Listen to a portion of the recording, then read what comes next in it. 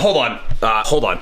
I know it's been a while since I put out one of these last videos, and this is normally the part where I'd show something mildly disturbing, but apparently YouTube's got this fresh new COPA regulation, and in order to keep my videos monetized, we're gonna have to make things a little more intense. So here's a 10-second ASMR of me shaving my genitals to a nice equestrian background. Enjoy.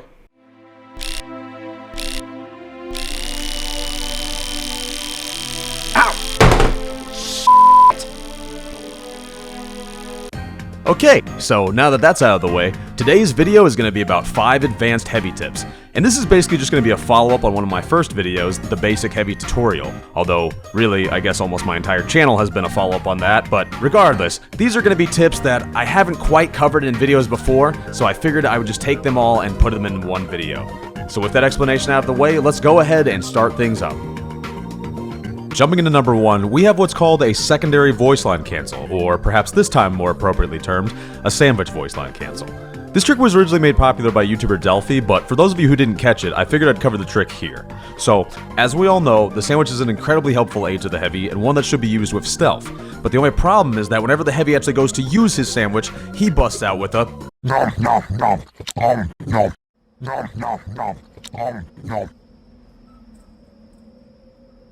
Nom nom nom nom nom.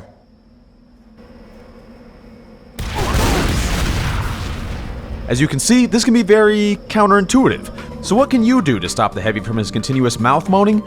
Well, simply open up any of your voice line menus, normally Z, X, or C, and pick a shorter voice line to say as the heavy begins eating. My favorite of these is simply NYET! Or no in English, but you can play around with these voice lines yourself to figure out which you consider the best. Ultimately though, this alone should vastly improve your chances of staying unnoticed while healing up. Tapfiring. The heavy has a wide arsenal of primaries, varying in damage and accuracy. But did you know that technically every minigun is accurate for its first shot? This is because when the heavy begins firing, at least one bullet from his first spray will hit exactly what you're aiming at. The only time it'll actually begin missing is if you fire too continuously or hold mouse 1 down. So why is this helpful to know? Well, for 2 reasons. 1, you'll be able to take out sticky traps much more effectively this way. Instead of just spraying the ground or an entire wall, you just make a few clicks and voila, the problem's gone. The second way this comes in handy though is against sentries and long-ranged opponents.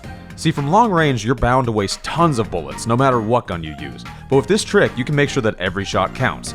The trick to doing this effectively is to hold your rev and begin firing singular shots without ever actually holding mouse 1 down. Now, this may look like it would take longer to kill an enemy simply because you're not constantly spraying, but trust me, this can be much quicker depending on your distance. Let's take an example against an enemy sniper. For this example, the enemy sniper is very far away, but luckily I've got a Kritzkrieg medic. So let's see how long it takes to kill my enemy here if I were just to hold my fire down.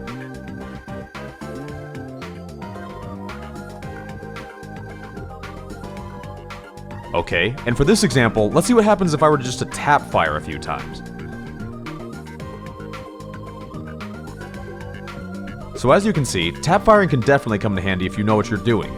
It may take a few times to practice the rhythm, but believe me, once you've got it, it's definitely worth it.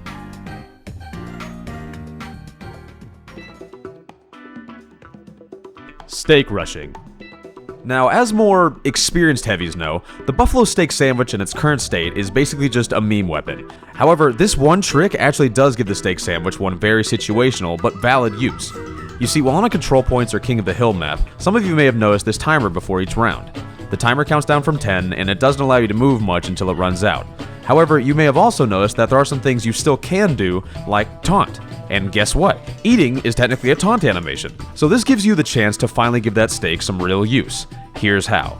While the timer is counting down, simply pull out your steak and wait until the final seconds of the countdown. Somewhere before it ends, begin eating your steak, and once the gates open, you'll be able to rush out and support your team at front lines much quicker. This can be incredibly effective if done right, considering your team will now have one of its most powerful classes to help with one of the most pivotal points of the game. But one quick side note, make sure to switch back to the sandwich or banana as soon as you die, since the steak will not be as helpful to you after this first run and won't get you to the enemy lines any quicker than if you were just to run there normally. Food baiting. So we've all had that moment, right? The moment when you're facing maybe a soldier, a demo, maybe a flare gunning pyro, and the enemy is staying just far enough away from you that you can't gain an advantage.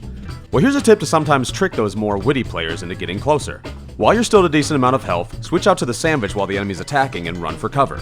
Seeing that you're pulling out the sandwich and running, the enemy will likely assume that you're hurt and retreating. When the enemy comes closer, jump right around the corner and finish them off. A classic secondary bait. You were good, kid, real good. But as long as I'm around, you'll always be second best, see?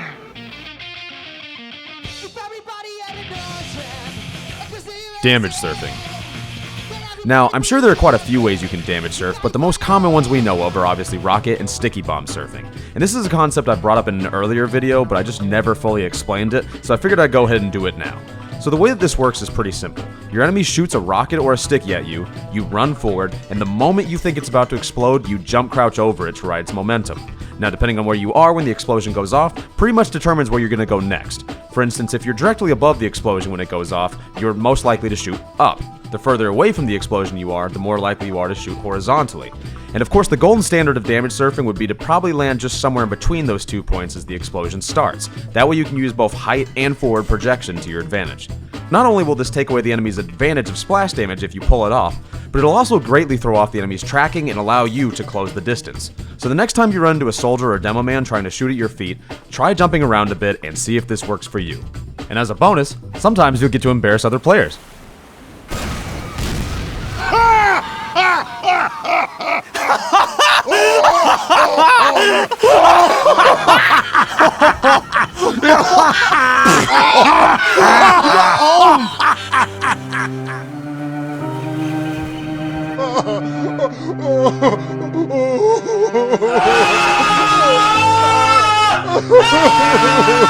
But anyways, those were 5 of my advanced tips for heavy. I hope you guys enjoyed the video, and feel free to leave a comment below if you want to share any of your advanced tips that you know I didn't mention in the video.